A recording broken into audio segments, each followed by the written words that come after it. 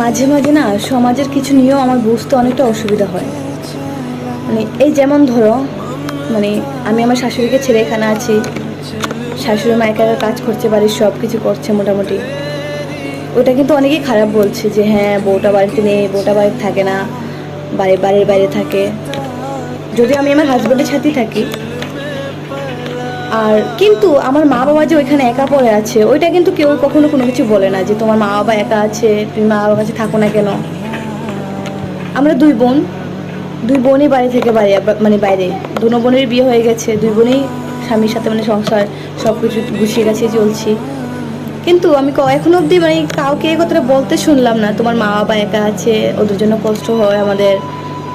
না, সমাজের কোনো লোকেরই এটা নিয়ে কোনো প্রশ্ন নেই, মানে মেয়ের বাবা মা হয়েছে বলে তোমাদের একা থাকাটাই নিয়ম। এটা কেন? মানে